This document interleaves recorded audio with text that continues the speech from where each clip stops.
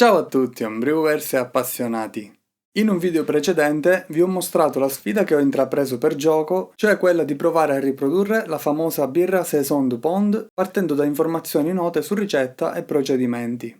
Adesso sono trascorse 5 settimane dall'imbottigliamento, la birra è finalmente matura ed è pronta per un assaggio di confronto. So già che sarà dura, vediamo com'è venuta la mia Saison, quanto si discosta dall'originale e quali considerazioni posso trarre da questa esperienza. Innanzitutto vi consiglio, se non l'avete ancora fatto, di andare a guardare la prima parte, cioè il video della cotta, dove parlo della ricetta, dei procedimenti, del brew day e della fermentazione. Lo trovate nei miei video precedenti e vi lascio anche il link sotto in descrizione.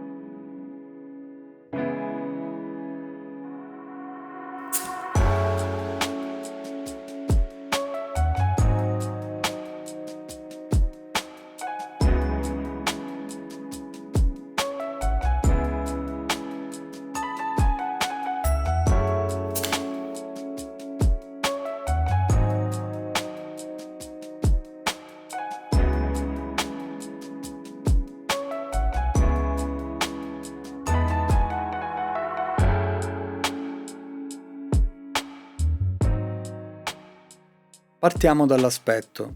La prima differenza evidente è nel colore. La DuPont ha un colore dorato carico quasi ambrato chiaro. La mia rimane nel dorato chiaro.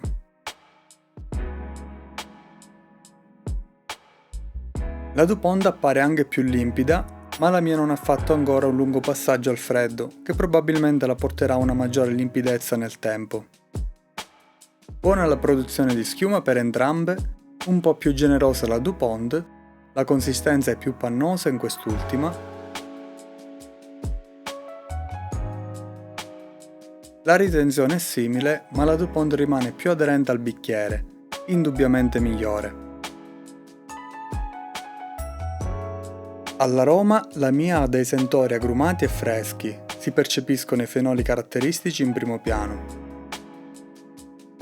La DuPont ha un aroma molto diverso, dolce, di miele millefiori, note floreali, di buona intensità aromatica.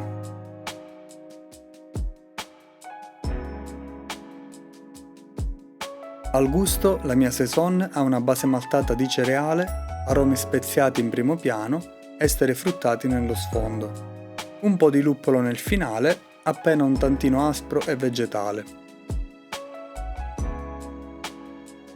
La DuPont ha una base dolce di miele, fruttato contenuto, molto gentile ed equilibrata tra gli esteri fruttati principalmente di albicocca e i fenoli speziati che sono più delicati e raffinati della mia. La mia Saison al gusto è più fenolica, ha un sapore che definirei anche più giovane, meno amalgamata. Ha tutte le carte in regola come Saison, ma nel confronto con la DuPont esce più sgraziata. La DuPont è molto meno rustica, ha sapori ben amalgamati, di grande intensità, partendo dal malto con dolcezza di miele e una nota vanigliata, e gli esteri di albicocca ben distinguibili e una punta leggera di luppolo speziato e terroso, molto leggero nel finale. Passiamo al mouthfeel.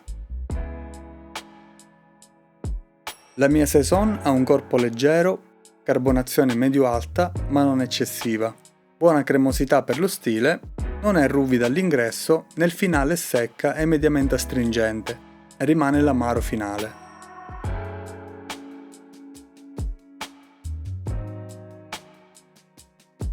La DuPont è morbidissima, cremosa, quasi viscosa. All'ingresso la definirei anche piena in bocca, quasi da triple, ma esce snella e non lascia astringenza. Il finale è comunque dolce. A livello di alcolicità nella mia si percepisce qualcosa in più. La DuPont maschera molto meglio il grado alcolico. Prima di questo confronto non avevo mai notato che la Dupont fosse così morbida e dolce in bocca. Pur essendo un'autentica saison, devo dire che ha un mouthfeel molto caratteristico. Sembra quasi uscire dai canoni delle saison.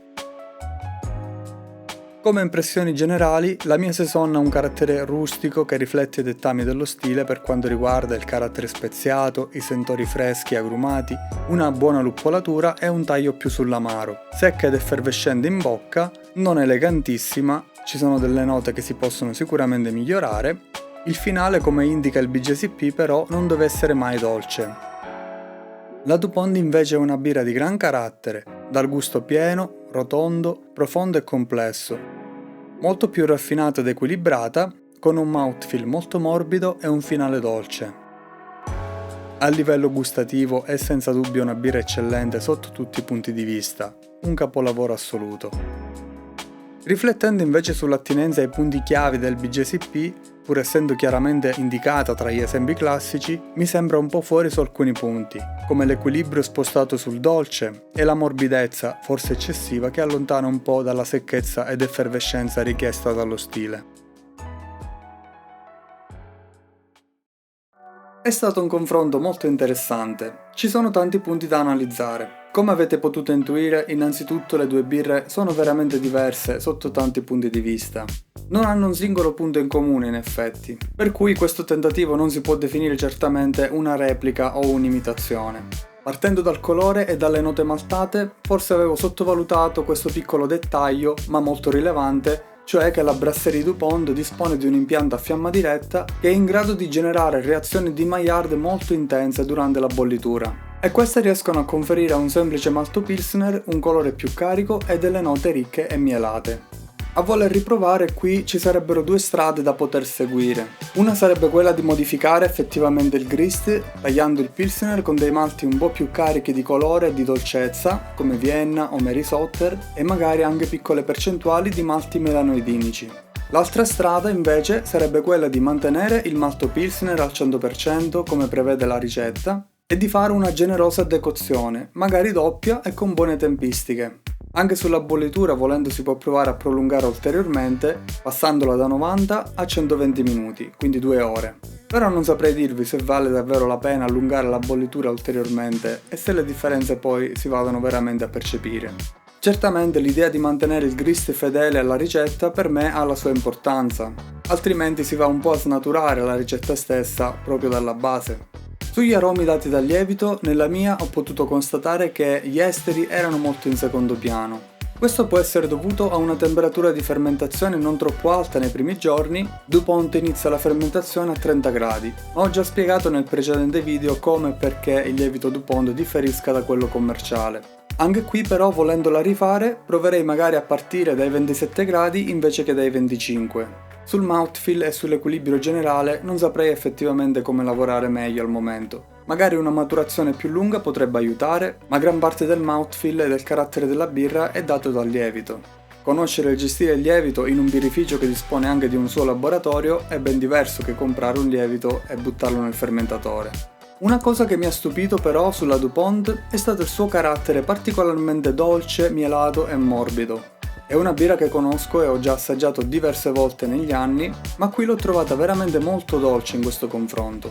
L'accostamento con una saison più rustica e secca sicuramente mette più in evidenza la base dolce, ma un fattore secondo me rilevante potrebbe anche essere la maturazione di quella birra. Quella bottiglia infatti non l'ho presa di recente, mi era rimasta in frigorifero da una degustazione che avevo fatto circa un anno fa.